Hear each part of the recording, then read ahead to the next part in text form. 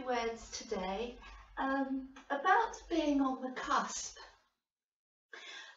Because when I've worked with people in the past and I've had to really come alongside them at a time when they seem to be on a cusp, and by that I mean that often there are things that happen in our lives that bring us to a point where we just know that we need to cross over that bridge towards a life that has different behaviours in it.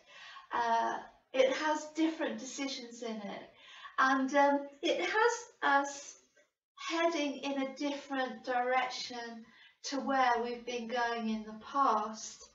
And often people who come to that point of being on a cusp and knowing that they need to change and they need to make some changes because quite frankly they've become fed up with the way things are, this can be a very difficult point for people, because being on the cusp of anything can mean that we have to face the new and we have to cross over that bridge to another life and another way of being, and that can be quite scary for people. And so I like to encourage people at a time like that with a few points, and one of them is that if you've been brought to this point where you're on the cusp of crossing over that bridge to a new life, then you've been brought to that place for a purpose. You've come to possibly a stage where you're moving up to another level of growth. And the difficulty that people have at these times is that they have difficulty understanding that when they cross that bridge, it is to a better life, it is to upgrade, it is to something better.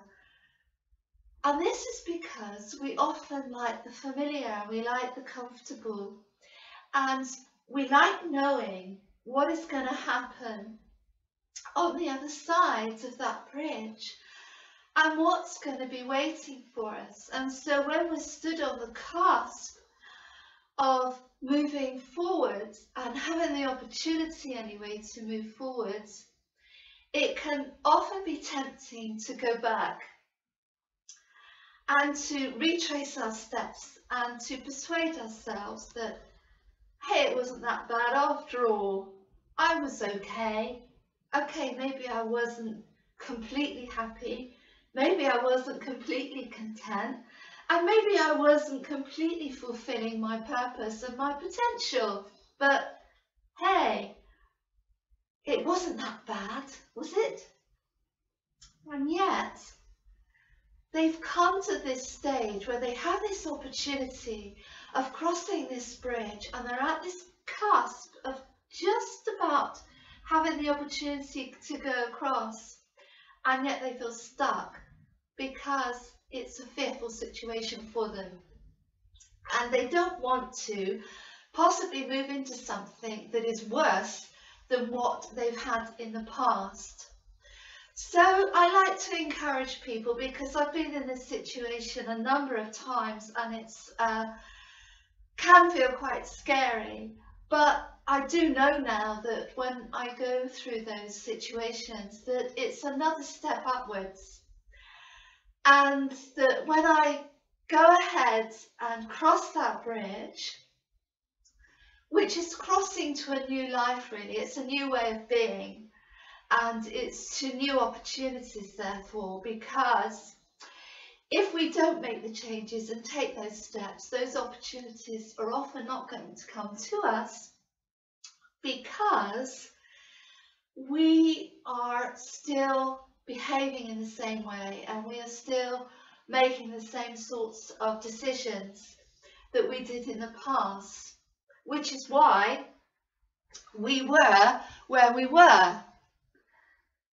So in order to change and transform, we need to be willing to move past that cusp and to actually take the first step onto the bridge. Even if it's a shaky, tentative one, it will encourage you as you see and take more steps across that bridge. And as you move forward, very gently and at your own pace, you will realise that it is safe. And you also will have the confidence to know that you have the ability to take care of yourself. So it's not about just diving into the unknown, but it's doing so with wisdom and with the knowledge that you have your own backing and that you have control of the situation every step along the way. And so the cusp doesn't have to be scary. The reason why it feels scary is because it's the unknown and it's different, but it could just very well be leading you to a new and wonderful life that is completely different from your old one. So I wish you well with that on your exciting adventure over the cusp and across the bridge to a new life. Bye-bye.